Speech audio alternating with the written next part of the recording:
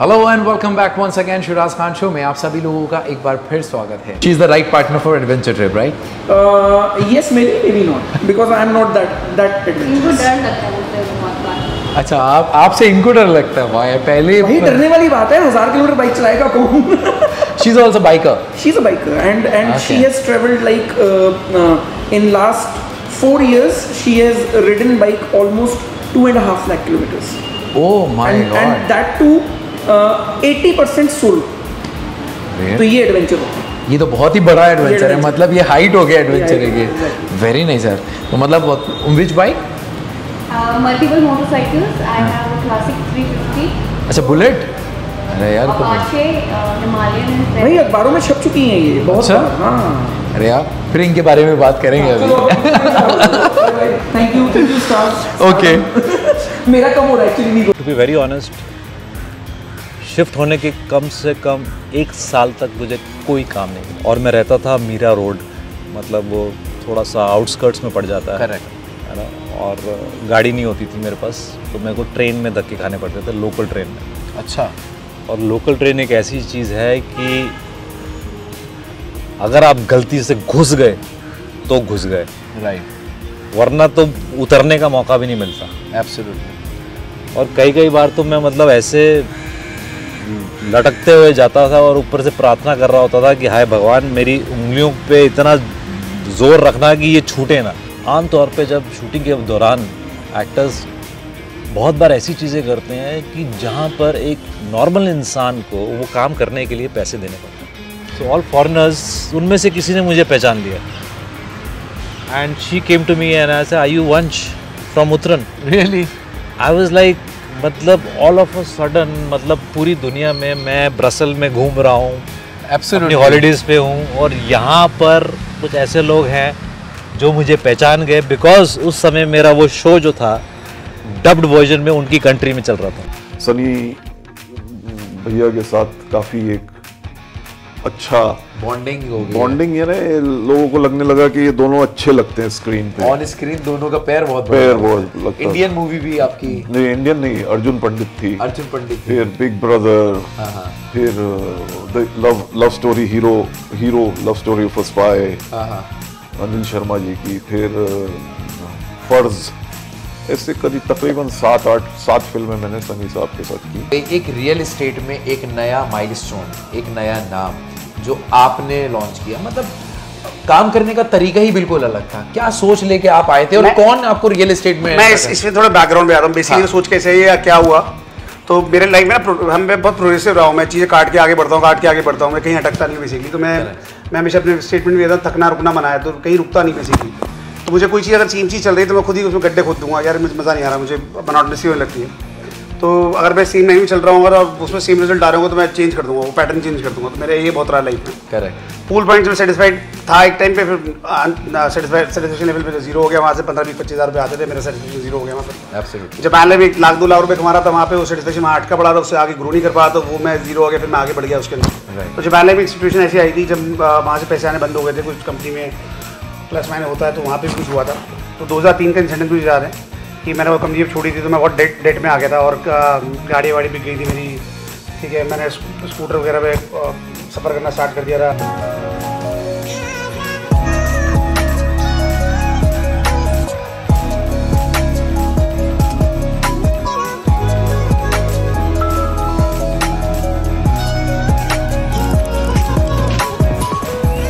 Hello and welcome back once again Shiraz Khan show में आप सभी लोगों का एक बार फिर स्वागत है। आज मैं आपको मिलाने वाला हूँ एक फुल पैक एंटरटेनर से, जिन्होंने अपना सफ़र स्टार्ट किया दिल्ली की स्ट्रीट पे स्टंट राइड करते हुए, और वो पहुँचे यूट्यूब की जर्नी तक, और उन्होंने इतने लाखों सब्सक्राइबर को अपने साथ जोड़ा मोटो व्लॉगिंग करके। तो आइए जानते हैं उनकी लाइफ में कितने फेलियर्स आए और कितनी स्ट्रगल का सामना उन्होंने करना पड़ा, और आज वो स्टंट क्यों नहीं करते हैं, और उन्होंने सुपर बाइक्स पे स्टंट करना क्यों छोड़ दिया। तो ये सब सारी बातें आइए उन्हीं से जानते हैं, जिनका नाम है हरप्रीत सिंह बल। अब एक बार वो गाना हो जाए जिससे आपकी शुरुआत हुई बॉलीवुड में। जी ऑफ कोर्स, वो तो पहला प्यार रहेगा हमेशा। हाँ, बिल्कुल। जितनी हंसिए मुलाकातें हैं उनसे भी प्यारी तेरी बातें हैं। बातों में तेरी जो खो जाते हैं, आऊं ना होश में मैं कभी, बाहों में है तेरी जिंदगी, हाय ओ सुन मेरे हम सफर, क्या तुझे इतनी सी बेखबर कि तेरी सांसें चलती जिधर, रहूँगा बस वहीं उम्र भर, रहूँगा बस वहीं उम्र भर, है। अगर आपको एडवेंचर ट्रिप पे जाने का मौका मिले तो आप किसको ले जाना पसंद करेंगे और क्यों? अपनी वाइफ को। मुझे सपोर्ट करती है हर तरह से। लव मैरिज और arrange marriage? Arrange marriage, 100% arrange. आपकी अरेंज मैरिज है? 100%। ओके। Favourite drink? पेप्सी। कोई ऐसी शख्सियत आपकी ज़िंदगी में जिसको आप कभी भूल नहीं सकते? मेरे वालिद। आपके लिए एक ग्रेटेस्ट स्ट्रेंथ और वीकनेस क्या है? स्ट्रेंथ है ऑब्वियसली फैमिली, और वीकनेस है खाना। आपकी हॉबी? हॉबी है म्यूज़िक और अच्छी फोटोग्राफी। एक गैजेट जो आप हमेशा अपने साथ रखते हैं? गोप्रो।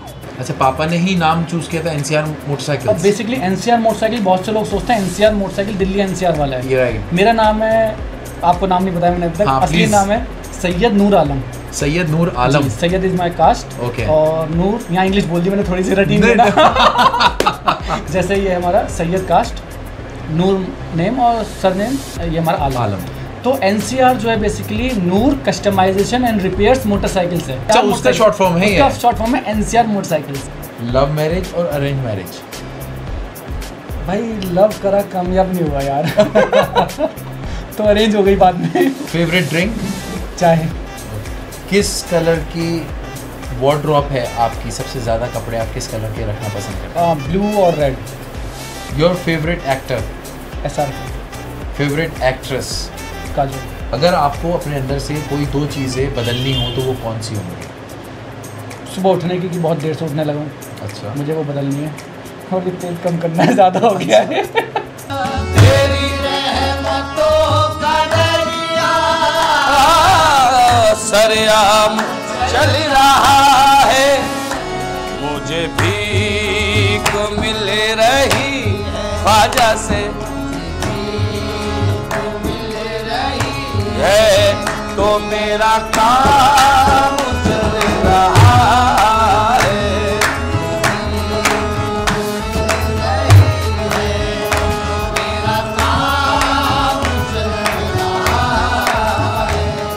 इस गाने का एक शेर बड़ा वायरल हुआ।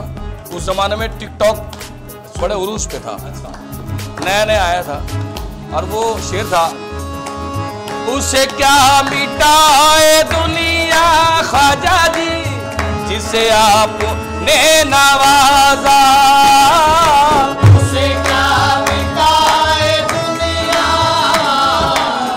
जिसे आपने, उसे क्या मिटाए दुनिया जिसे आपने नवाजा। शगप्पा गप्पा गसली मापाली बनी जरे जनी पका मपका मरे मेरे सा, उसे क्या मिटाए दुनिया, उसे क्या मिटाए दुनिया, उसे क्या मिटाए दुनिया ख्वाजा जी जिसे आप। You got the music coming night and day. FM is ready for you in the morning or late at night. Whoa, you gotta let the music play. EIR FM Stereo. EIR FM Stereo. All the time on all India Radio. एक चीज़ बिज्जू भाई आपके अंदर देखी गई है कि आपने एक तो गुर्जर जो समाज है उसका बहुत ही नाम रोशन किया, और किसी भी धर्म और जाति को आपने कभी भी ऐसा नहीं देखा गया कि आपने कि सिर्फ गुर्जर समाज के लोगों को ही आगे बढ़ावा दिया, आपने हर धर्म के लोगों को साथ दिया, सपोर्ट किया, काम दिलाया। देखो भैया, मैं तुम्हें एक चीज़ बताता हूँ जी। आज लोग जात पात की बात करते हैं तो ये गलत है। अब गलत इसलिए है कि एक गांव में या एक कंपनी में सारे एम्प्लॉय एक ही चीज़ बनाने वाले होंगे, तो ना तो कंपनी चलेगी, ना गांव चलेगा, ना देश चलेगा। यहाँ पे हर तरह के लोग चाहिए, एक देश चलाने के लिए, एक काम चलाने के लिए भी। और तुम सबको साथ लेके चलोगे ना, तभी तुम आगे पहुँचोगे। तुम जहाँ जात पात की बात करोगे ना और उनके रहोगे, तो कभी काम नहीं करोगे, क्योंकि कोई किसी कुछ नहीं कर सकता। तुम्हें दूध वाला भी चाहिए, बाल काटने वाला भी चाहिए, सही बात है, तुम्हें खाना बनाने वाला भी चाहिए, तुम्हें गाड़ी ठीक करने वाला भी चाहिए। ये सब एक जो दुनिया है, वो दुनिया है इस तरह। अगर कोई भी आज दुबई सोचने लगे कि भाई मैं खुद ही किसी को अंदर नहीं घुसने दूंगा और मैं खुद ही करूँगा, तो कुछ नहीं कर सकता, क्योंकि वहाँ तो चंद चीज़ें बनती, चंद चीज़ें तो बाहर से आती हैं। ओके, टेल मी मैडी, आप इस प्रोफेशन में बाय चॉइस हो या बाय चांस हो? यार मैं ये कहूँगा कि मैं इस प्रोफेशन में एक्चुअली बाय चांस हूँ, क्योंकि मेरे डैड भी हमेशा ये कहते थे कि भाई इंजीनियरिंग कर ले, इन सब चीज़ों में कुछ नहीं रखा। और जैसे हमारे पापा मम्मी पहले वक्त के बोलते हैं, वो अभी भी वही बोलते हैं कि इन चीज़ों में कुछ नहीं रखा। बट फिर भी वही वाली बात है, मैं एक बार ये भी कहूँगा कि किस्मत का भी बड़ा जोर है यार, कि मैं जाऊँ कहीं भी, लेकिन मेरे को बार बार घुमा के वो वहीं उस दिशा में लाके खड़ा कर देती है। तो अगर आप ये कहते हो कि सिर्फ किस्मत का ही जोर है, वो भी गलत होगा। ये कहना कि आपकी ही हाथ में सब कुछ है, वो भी गलत होगा। अब मैं इसका एग्जांपल देता हूँ, जिन्होंने मुझे क्लब में देखा उन्हें लगता है सिर्फ ये यही करता है, इसके अलावा कुछ और नहीं करता। तो उनको अगर रैपर में आईडी पता तो उन्हें लगता है कि रैपर ही है और कुछ नहीं करता। उसके अलावा जिन्होंने दूसरी साइड पे देखा, मास कॉम के करने के बाद मैंने बहुत सारी कंपनी में PR हेड के तौर पे, मार्केटिंग हेड के तौर पे काम भी किया। तो जिन्होंने कुछ नगर में देखा वो यही मानते हैं कि भाई ये तो दोनों चीज़ें करता है, बैलेंस। बट मैं सब लोगों से यही कहूँगा, आप करिए जो भी आप करना चाहते हैं, लेकिन बैलेंस ऑफ लाइफ बना के रखें। जब तक आप बैलेंस नहीं करेंगे अपनी लाइफ को, आपको सच में नहीं पता चलेगा कि आपको चाहिए क्या। अच्छा, एक बात और बताएं कि जो बिग बॉस में आप एंटर हुए, तो वहाँ पे एक और सवाल लोगों के दिमाग में होता है कि ये सब फिक्स इस बात का होता है कि कौन कितना टाइम बिग बॉस हाउस में रहने वाला है। जब मुझे जाना था तो मुझे मेकर्स ने बोला कि बानी के साथ डोंट फाइट। We know. अच्छा, ये बताते हैं कि आपको इसके साथ फाइट नहीं करनी है? मतलब पता नहीं मुझे क्यों बोला, मुझे सबका नहीं पता कि सबको क्या क्या बता के भेजते है ना। मुझे तो मैं आपकी ही जानना चाहता हूँ कि मुझे अपना पता है। आई डोंट नो कि वो बाकी सबको क्या बोलते हैं, लोग सच बोलते हैं, झूठ बोलते हैं। आई डोंट अंडरस्टैंड पीपल्स, है ना, साइकोलॉजी। सो मुझे ये बोला कि बानी से नहीं लड़ना, तो मैंने बोला कि if she react then of course मैं उसको पॉइंट आउट करूंगी। बट मैन एक टास्क हुआ मेरा वाइल्ड कार्ड के बाद, तो she was very nice to me, I was nice to her. So अब पूरे घर को हो गया कि तुम तो नाइस हो नहीं, तो इसके साथ क्यों नाइस हो। 16 साल की उम्र थी मेरी, 2003 की मैं बात कर रहा हूँ। आज मेरी उम्र 35 साल है। मैंने चालू किया था, पहली नौकरी थी मेरी, जहाँ मैं सुबह 4 बजे जाता था। उस टाइम मेरा मोटरसाइकिल होती थी पैशन प्लस। अच्छा। तो I used to go to work every day. बहुत मुश्किल होता था काम करना, क्योंकि we always played cricket and all अपने टाइम पे ना, काम करना आता नहीं था। बट नेवरदलेस मेरे को बड़ा अच्छा लगता था जब सैलरी आती थी, अपने पैसे हैं, तो दैट काइंड ऑफ फैक्टर केम। उसके बाद पहले मैं क्वालिटी एनालिस्ट रहा, फिर मैं ट्रेनर हो गया और ऐसे ही काम करते चला। फिर आगे जाके कुछ हुआ कि अपना करना है, तो फिर इवेंट्स में घुसे। 2010 में मैंने इवेंट चालू किए। और तो जॉब स्टार्ट की थी आपने? नहीं, मैंने अपनी कंपनी खोली थी। एक्चुअली मैं डीजे था। जैसे आपने बताया आपके father business minded, obviously he is a businessman. उन्होंने आपको मॉडलिंग करियर पे तभी उन्होंने सोचा आगे क्या करना है। But when you are doing TV, तो उन्हें ये भी मालूम है कि अब उसके आगे भी उन्हें आपको पहुंचाने की वो तो कोशिश कर ही रहे हैं। तो कभी उन्होंने बड़े पर्दे पे के लिए या फिर कुछ और करने के लिए आपको नहीं बोला उसके बाद? वेल इवेंचुअली मैं भी उनकी बेटी हूँ। मैं भी बड़ी हो गई हूँ अभी। तो मैंने 3-4 साल पहले ही ब्लॉगिंग की अहमियत सीख ली थी। तो इनफैक्ट दैट टाइम मेरे डैड को नहीं समझ में आ रहा था मैं क्या कर रही हूँ, लेकिन I knew blogging is the future. तो लकीली क्योंकि मैं 3-4 साल पहले ही इसमें जंप हो गई थी, that's why today I am doing pretty decent as a blogger. So and they are quite happy to see me because they can see I'm doing well as an influencer. Right, absolutely. And basically मेरे dad बोलते हैं काम करते रहो, hard work करते रहो, simple. Nothing comes easy. ना उन्होंने हमें कभी कुछ इजी दिया। अरे टचवुड, आई मीन हमारे पास सब कुछ है, लेकिन फिर भी मेरे भाई और मुझे हमेशा हार्ड वर्क करने को सिखाया गया है। सर ये बताएं कि ड्यूरिंग योर प्रिपरेशन कितनी डिफ़िकल्टीज आई और उस दौर में, क्योंकि आप IPS 1990 बैच के आप क्लियर्ड हैं, तो उस ज़माने में और आज के ज़माने में कितना डिफरेंस है, मतलब पढ़ाई को अगर हम बात करते हैं और इसको अप्रोच करने में? देखिए वक्त तो बदला है। आप अगर देखें तो जो हम लोगों का ज़माना था उसमें फर्स्ट डिवीज़न एक बहुत अच्छा मुकाम माना जाता था। करेक्ट। अब अगर आप देखें तो हाल फिलहाल में 2-3 साल से आप देखिए 99% के ऊपर भी एडमिशन दिल्ली यूनिवर्सिटी में मिलना मुश्किल हो गया है। एब्सोल्युटली। जो इनफैक्ट पहली लिस्ट के अंदर ही 99% के अंदर के बाद दूसरी लिस्ट नहीं निकलती है। तो वक्त बदला है, लोग अब एनवायरमेंटली भी एजुकेशनली भी तो चेंजेस तो आए हैं। कहाँ तक ठीक है कहाँ गलत है, दैट इज वेरी सब्जेक्टिव। बड़ा इंपॉर्टेंट सवाल है क्योंकि आज जहाँ हम बैठे हुए हैं पूरा सुपर बाइक कावासाकी का शोरूम है जी, और इसको आप ऑन कर रहे हो, बिल्कुल चला रहे हो, इतनी सारी बाइक्स यहाँ पे मैं इसको ऑन नहीं करता, मैं आपको बताऊं, मैं ये शोरूम को अच्छे से सब कुछ मैं देख रेख करता हूँ। जो यहाँ के जो मेन फेस हैं वो मेरे पे बहुत ट्रस्ट करते हैं, तो ये शोरूम मेरे हाथ में है। Very nice. तो वो मतलब अगर आपके हाथ में दिया हुआ है तो ये कोई मजाक नहीं है, इसकी नॉलेज होना और इतनी सारी बाइक को संभालना जी, कहीं से तो आपने शुरुआत की होगी। और फिर सुपर बाइक्स में आए कैसे? मैं आपको बता रहा था, मैंने रॉयल एनफील्ड जॉब करी थी, वहाँ से समझ आई कि बाइक्स का है। मुझे इतना कीड़ा नहीं था बाइक्स का, मैं आपको बताऊँ, आज भी नहीं है। लोगों को लगता है कि भाई सुपर बाइक्स का शौक है तभी इस लाइन में है, बट मैं आपको सही बताऊँ कि सुपर बाइक्स का इतना शौक नहीं है मुझे। ये तो बहुत बड़ा मतलब आपने राज खोल दिया बिल्कुल भाई वीडियो में। कि मतलब लोग सोचते हैं कि सुपर बाइक्स के लिए काम कर रहे हैं और बहुत सारी वीडियोस भी ऐसी लोग देखते होंगे आपकी, मगर आपको बिल्कुल सुपर बाइक से शो अभी फिलहाल नहीं है। क्योंकि ऐसा तो नहीं होता जब इंसान मिठाई की दुकान पे बैठा होता है, रोज मिठाई देखता है तो उसका शौक ही खत्म हो जाता है। यही बात है। अब मुझे आप ये देखो ना, आपका ड्रीम होगा कि भाई एक बाइक लेनी है, करेक्ट, 2 बाइक लेनी है, मेरे पास सारी हैं। हो मेरे मन ये बता दे तू किस ओर चला गए तू, क्या पाया नहीं तूने, क्या ढूंढ रहा है तू, जो है अनकही जो है अनसुनी, वो बात क्या है पता, मितवा कहे धड़कने तुझसे क्या, मितवा ये खुद से तो ना तू छुपा। स्कूल से निकले, डीजेइंग तब कुछ होती नहीं थी, कैसेट वैसेट से आती थी, कैसेट से बस सीडी से टर्नओवर ही हुआ था कि कैसेट प्लेयर से सीडी प्लेयर पे आए थे हम लोग। तो तब मैंने डीजेइंग करनी शुरू कर दी। मेरे को लगा ये भी क्या चीज़ है, और देखा अरे पॉपुलर सा लग रहा हूँ, लोग आगे पे खड़े हो रहे हैं, तो इसका मतलब यही चीज़ है जो हमारे को जीवन में आगे बढ़ाएगी। थोड़े थोड़े पैसे भी आने लगे, 100 200 500 रुपये।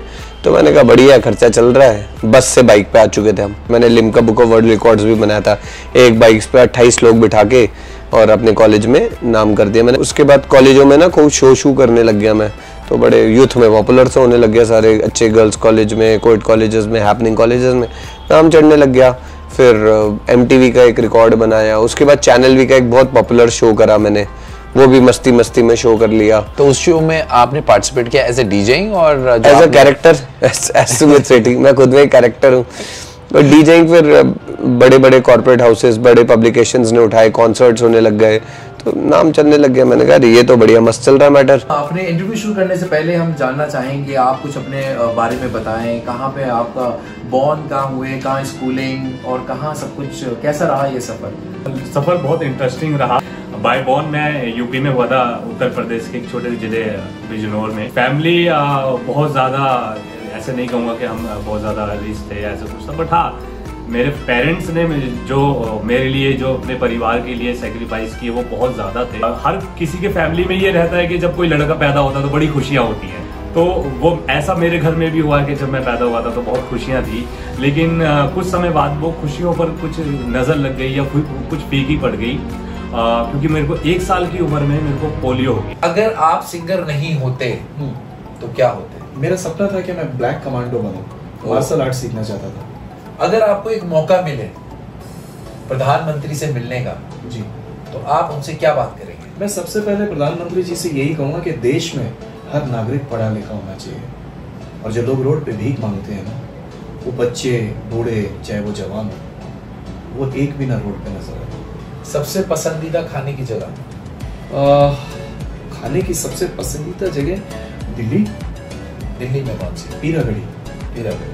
और कौन सी एक ऐसी चीज है जो सबसे ज्यादा गुस्सा दिलाती है? जब कोई लाउड तेज आवाज में बात करता है।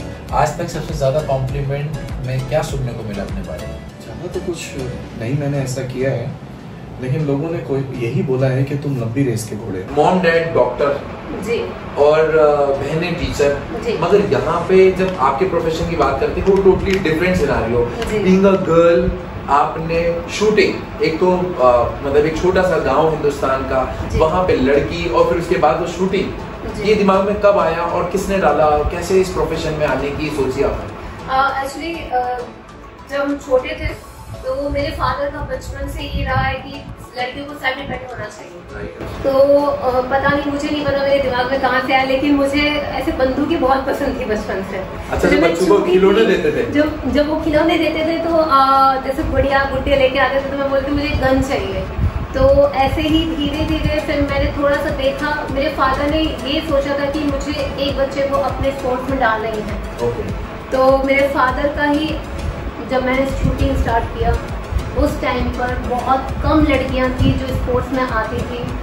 हमने इतना संघर्ष किया है यहाँ पर पहुँचने के लिए। उस ज़माने में लड़कियों को गेम्स में डालना, मतलब मुझे इतना पता है कि हमारे काफ़ी रिश्तेदार ऐसे थे जो हमारे घर पे आना छोड़ दिया। अच्छा इरफान भाई, एक बात बताइए, आपकी जर्नी में आपने बहुत सारे अप्स एंड डाउन देखे ही हैं, और यूट्यूब की जर्नी में भी आपके साथ कंट्रोवर्सी हुई थी कुछ महीनों पहले, तो ज़रा उसके बारे में बताएं, वो क्या हुआ था? तो शिराज भाई, जिस कंट्रोवर्सी की आप बात कर रहे हैं ना, जो काफ़ी पुरानी है, उसका जवाब आज तक मैंने अपने चैनल पे भी नहीं दिया। राइट। लेकिन आज शिराज खान शो पे मैं इस बात का पूरा खुलासा करता हूँ कि इरफान की क्या इन्वॉल्वमेंट होती है और इरफान क्यों चुप रहा और क्या कारण था चुप रहने का। जी। कि भैया बहुत सारी चीज़ें होती हैं जो इंसान हर चीज़ ऑनलाइन दिखाएगा तभी सच्चा साबित होगा, ऐसा नहीं होना चाहिए। करेक्ट। पीछे क्या चल रहा है, लोग मेरे बारे में क्या बोल रहे हैं, और देखो व्यूज़ एक ऐसी चीज़ है ना जिसके लिए इंटरनेट पे और यूट्यूब पे लोग ना मरने कटने को भी तैयार हो जाते हैं। Right, absolutely. लोगों को पता लग जाए ना कि आज शिराज खान शो के बारे में गलत बोल के उनको 1 लाख व्यूज़ मिलते हैं, तो वो 1 लाख व्यूज़ के चक्कर में ना आपको जानते भी नहीं होंगे ना, वो भी गलत बोल रहे हैं, वो तब भी आपको ये बोल देंगे कि शिराज भाई गलत है। अच्छा, अपने जो प्रोजेक्ट्स आ चुके हैं, जो गाने आपके आ चुके हैं, उसके बारे में बताएं थोड़ा। अक्टूबर 2020 के अंदर मेरा फर्स्ट ट्रैक रिलीज़ हुआ था फ्रॉम जी म्यूज़िक कंपनी, तेरी आँखियाँ। 2024 दिसंबर को मेरा गाना रिलीज़ हुआ, करोना। तो हाँ, तो वो करोना वाला नहीं है जो अभी रिसेंटली जितना भी पेंडेमिक चल रहा है सारा, KARONA, करोना। और उसमें भी वाला करोना नहीं, प्यार वाला करोना। अच्छा, प्यार करोना। हाँ, प्यार वाली बातें करोना। तो उसमें मैसेज है, कुछ ऐसा वल्गर नहीं है। तो बस ये हमने स्टार्टअप करा है, और आगे जितने भी प्लान्स हमारे चल रहे हैं, जितने भी गाने हैं, उसमें वर्सेटैलिटी दिखाने का ही प्लान है कि भैया गैंगस्टर कंटेंट भी करना है, रोमांटिक भी करना है, सैड भी करना है, पार्टी नंबर भी करना है। वो सारी चीज़ें प्री प्लान्ड है, मतलब कोई बेसिकली एक ही चीज़ के लिए नहीं फोकस होना। Hi everyone, first of all thank you so much for having me on your show. मेरा नाम जैसे इन्होंने बताया, विंध्या, मैं सबकी निंदिया उड़ा देती हूँ। मेरा नाम है Vindhya Sharma and I am a mother of 2 and age is just the number for me. I am only 4040। मेरी 2 बेटियाँ हैं, बहुत ही प्यारी सी हैं, एक 7 साल और एक 17 साल। मेरा एक जिम है, राइनोस जिम, मालवीय नगर, और मैं पर्सनल ट्रेनिंग भी कराती हूँ। I am also an athlete for India. मैं एक बिकिनी एथलीट हूँ और ऑफ सीजन में एक पावर लिफ्टर भी। हमारे शो के बारे में क्या कहना चाहिए? बहुत ही मज़ा आया मुझे, और ये तो मेरे बहुत अच्छे दोस्त हैं और बहुत बहुत अच्छा शो है। प्लीज़ इसको ज़रूर देखिए और देखते रहिए आगे। Cyrus, welcome to our show.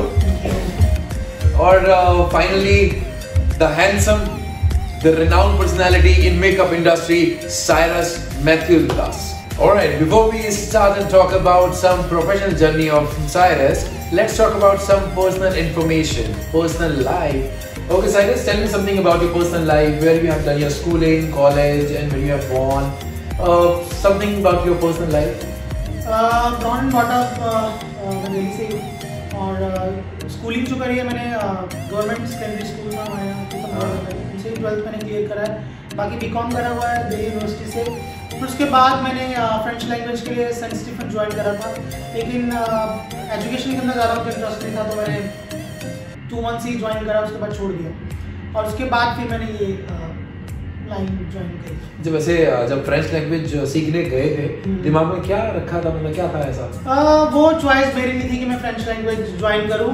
Mummy daddy की चॉइस थी कि आजकल बाहर की लैंग्वेजेस का बहुत चल रहा है, तो उसके ज़्यादा जॉब ऑफर्स मिलते हैं, क्योंकि जो मेरे फादर थे वो NDPL में थे, इलेक्ट्रिसिटी डिपार्टमेंट में अंदर। तो उनको ये था कि जैसे हमारा लाइफ अच्छा गुजरा है गवर्नमेंट जॉब के अंदर, तो इसका भी कहीं ना कहीं गवर्नमेंट जॉब में वैसे वो एक सिक्योर जॉब होनी चाहिए। सनम ये बताओ, अभी तक तुमने क्या क्या तुम्हारे अचीवमेंट रहे हैं, कौन से गाने तुम्हारे आ गए हैं जो मतलब अभी तक हमें नहीं पता या हमारे व्यूअर्स को जिनको नहीं पता उनके वो पता लग जाए? भाई अभी रिसेंटली सिंड्रेला हुआ था लॉन्च, आपको तो पता ही है। हाँ, तो एक बार जरा उसकी 2 लाइनें भी गा के बता दो। आपका एक लेटेस्ट सॉन्ग आया था मार्च, आई थिंक मार्च में आया है, मार्च में। हाँ, तो वो बहुत फेमस भी हुआ, लोगों ने बहुत पसंद भी किया, सराहा भी उस गाने को। तो एक बार गा के बता दो यार उसकी 2 लाइनें। क्यूट जै मुकड़ाए जिमें चन्न दा टुकड़ा है, क्यूट जै मुकड़ाए जिमें चन्न दा टुकड़ा है,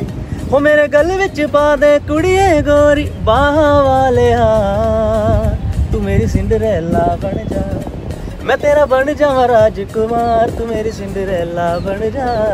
अच्छा, कुछ अपने फ्यूचर प्लान के बारे में बताएं, आने वाले कौन से गाने हैं या आने वाला कभी प्लेबैक करने का भी कभी मन बनाया हुआ है, उसकी कुछ तैयारियां चल रही हैं? बिल्कुल बाजी, ये तो कुछ चीज़ें सीक्रेट होती हैं लाइफ में। अच्छा, और वो सीक्रेट रहने दो। हाँ, बट ये ज़रूर बोलूँगा कि बहुत जल्दी इस साल एक गाना हम बहुत अच्छे लेवल पे और कर रहे हैं, वो भी सीक्रेट है, उसका नाम नहीं मैं आपको बता सकता, तो जैसे ही आएगा आपको इनके पेज पे ज़रूर दिख जाएगा। हाँ, मतलब आने वाला है ये तो कंफर्म है, बट उसकी जो रिवील नहीं करना है कि वो सरप्राइज़ है आप लोगों के लिए। एक सरप्राइज़ में जब मज़ा आता है, क्योंकि अगर हम पहले ही उसके रिवील कर देंगे तो आप शायद देखने में इतना एक्साइटमेंट नहीं होगा, तो आप उसके लिए वेट कीजिए। वो कहते हैं ना, सब्र का फल मीठा होता है। अच्छा, एक बात सबसे इम्पोर्टेंट ये है कि जाहिर सी बात है, आप मॉडलिंग का करियर आपने खुद चूज़ किया, उसके बाद सडन तेज लांबा जी आए, उन्होंने आपको एंकरिंग के लिए पुश कर दिया, और now you become a famous anchor as well. ऐसा कभी भी मतलब लाइफ में नहीं हुआ कि आपको किसी ने बोला कि नहीं यार you should start doing acting as well, because you माशाल्लाह लुकिंग वेरी गुड, तो आपको एक्टिंग भी करनी चाहिए? तो मैंने एक्टिंग करी। ओके। मुझे एक सीरियल मिला व्हेन आई वाज 20 और 21। ओके। एंड उसमें मुझे लीड मिला, एंड हमारी स्टारकास्ट बहुत बड़ी थी, अक्षय आनंद, पंकज बेरी, मेरा लीड रोल था, मैं पंकज बेरी की वाइफ बनी थी। तो मैंने एक्टिंग करी और वो मुझे बॉम्बे लेके गए 7 दिन के लिए। तो उन्होंने क्या किया कि सिंस मैं सबसे जूनियर आर्टिस्ट थी अमंगस्ट एवरीबडी, तो वो क्या करते थे, मुझे सुबह 6 बजे सेट पे बुलाते थे और रात को 2 बजे वापस भेजते थे। चलो वो तो झेल लिया। तो वो क्या करते थे, 6 बजे मुझे बुला के मेरा मेकअप वेकअप करके मुझे पूरी ब्राइडल ज्वेलरी, जो उस टाइम पे जैसे वाइफ्स को पहना देते हैं, मुझे पूरी ब्राइडल ज्वेलरी पहना के बिठा देते थे।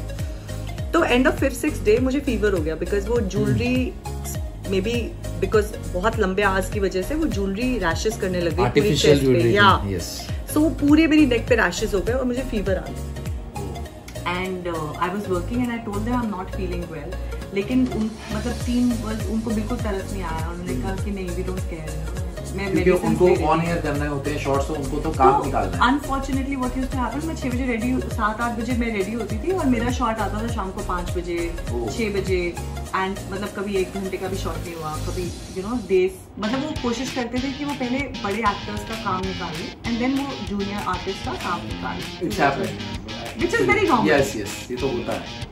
सो मेरी मॉम मेरे साथ बॉम्बे गई थी, तो मुझे 7 दिन हुए थे, तो मैंने 7 दिन के बाद मैंने बोला कि आई डोंट केयर, मैं शो नहीं कर सकती। तो कौन से ईयर की बात है? तो मे बी 2010 की बात है, 10 और 11 की बात है, बहुत पुरानी बात है।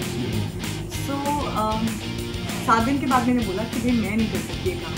तो मेरी मॉम कहती बेटा थोड़ा सा झेल जाएगी ना तो ज़िंदगी में कुछ बन जाएगी। मेरी मॉम ने मुझे बॉम्बे में बात बोली थी, but I think I was done यार, एंड तब तक मुझे एंकरिंग में बहुत अच्छा काम मिलता था everything, you know. So I said no. Okay, let me ask you something about your personal life, where you have done your schooling, college and everything, and who else in your family? ये काफ़ी सारे question है, जिसमें मैं पहला बोलूँगा कि school, मैंने काफ़ी सारे स्कूल में पढ़ाई की, क्योंकि जहाँ मेरा घर था तो वहाँ पे जब मैं पढ़ते थे तो लगता था घर के स्कूल बहुत पास में, भाग के आ जाता था स्कूल से, तो घर वाला को लगा नहीं, इसको थोड़ा दूर के स्कूल में डालना चाहिए। तो बॉर्न कहाँ हुआ एक्चुअली में आपका? पटियाला पटियाला हूँ जी, और स्कूलिंग पटियाला के स्कूल में थी। उसके बाद कॉलेज यूनिवर्सिटी स्कूल ज्वाइन किया। यूनिवर्सिटी स्कूल में मैंने फिर उसके बाद महिंद्रा कॉलेज में पढ़ाई की। मैंने महिंद्रा कॉलेज में मैंने अपना ग्रेजुएशन किया आर्ट्स में, जिसमें defence studies, Punjabi literature physical education, वो तीनों चीज़ें ऑलमोस्ट बड़े काम आई मेरी। अच्छा।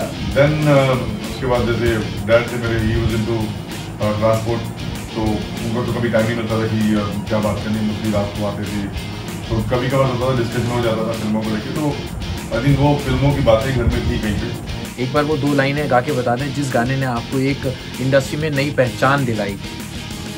कुड़ी कुरमुरी करे दीवाना, रब ने रूप दिया मस्ताना, कुछ खट्टी कुछ मिठी ही है, हाय लगदी अंगूर दा दाना, यार कुड़ी कुरमुरी, हाय यार कुड़ी कुरमुरी, खट्टी मिट्टी खट्टी अंगूर का दाना। सरोज खान जी हमारे बीच में नहीं रहे, तो मेशी रेस्ट इन पीस, उन्होंने इसका कोरियोग्राफ किया, और तुरानी साहब जिन्होंने रेस 3 बनाई है, उन्होंने कुमार तुरानी, उन्होंने इसको प्रोड्यूस किया, जवाहर जी का म्यूजिक था और देव कोहली जी के लिरिक्स थे। इस सब के मिलकर टीम ही कैसी ऊपर वाले ने बना दी कि रातों रात मेरे को काम। अभी तक तब तो इतना काम नहीं आया क्योंकि एक ही गाना होता है तो लोग बुक नहीं करते, वो कह रहे 3 घंटे आर्टिस्ट स्टेज पे क्या करेगा। फिर लाइन से जब इतने सारे हिट हो गए तो अभी तक हम हर महीने 4 वीडियो 5 वीडियो हर मंथ अभी तक भी आ रहे हैं। गुलाबियाँ की जो तेरी देख की शराबी ये दिल हो गया, संभाला मुझको ओ मेरे यारों, संभालना मुश्किल हो गया।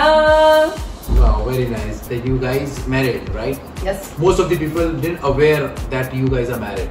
So how does it happen and in which year? From last 3 years.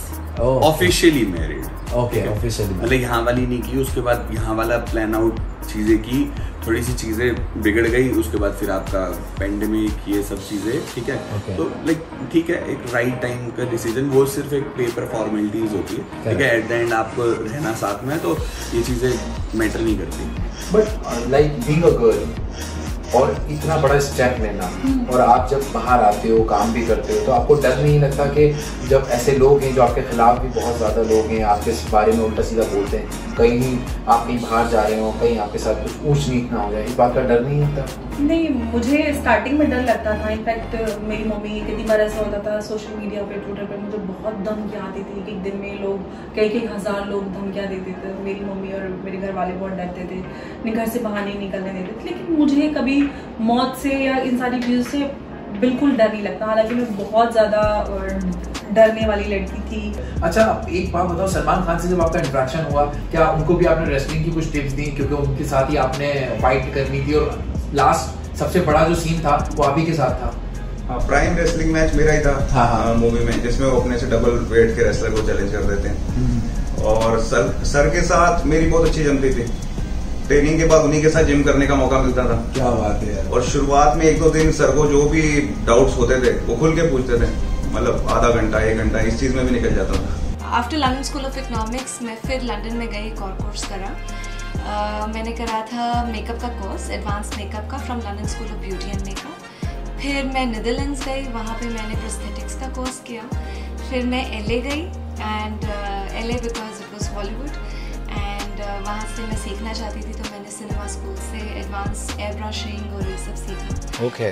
तो then I started working with my teacher. I was a trainer, like I was a trainee there, and then I started assisting her, and जो मेरी teacher है वो नेली और Katy Perry और इन सब के साथ she works. Oh wow. So चाहे वो पीटा के जो कैंपेन्स है जिसमें आप देखते हो फुल एयर ब्रश मेकअप करा हुआ होता है। Yes, yes. कासिम साहब, ये बताइए कि जब आप वहाँ थे ग्राउंड लेवल पे ये सब चीज़ें कवरिंग कर रहे थे, और जाहिर सी बात है वॉर का माहौल पूरा बहुत ज़्यादा गरमाया हुआ था, इधर फैमिली थी, तो फैमिली के अंदर एक डर का, खौफ का माहौल होगा। उन लोगों ने कभी आपको रोकने की कोशिश नहीं, कभी नहीं कहा कि नहीं आप इस तरीके की जर्नलिज्म ना करें?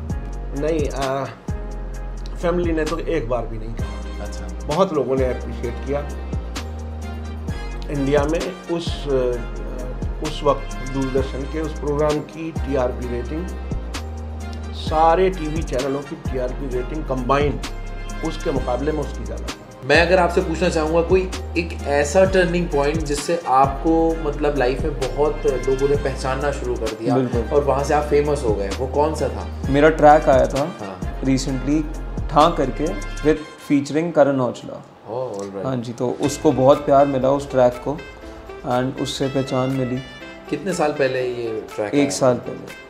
एक्चुअली ये गाना मैं सोलो कर रहा था। ओके। तो हमें नहीं पता था कि हम इसमें किसी को फीचर करेंगे। राइट। तो जब हमने अप्रोच करा ये गाना करण औजला को, तो उनकी टीम को, तो उनको गाना बहुत पसंद आया। तो उन्होंने फीचर करा एंड गाने को 4 चांद लग गए। और तो एक बार ज़रा हमें ठा करके जो गाना आपने बनाया है वो ठा से हमें सुनाया दे जरा। ओ बॉलीवुड तेनू चक लेना सूण, तू लगदी है स्टार कुड़े। ओ तेनू वेख वेख जलदा है खून, ना मित्रां नू साड़ कुड़े। तू लगदी है ठा करके AK-47, लगदी है ठा करके।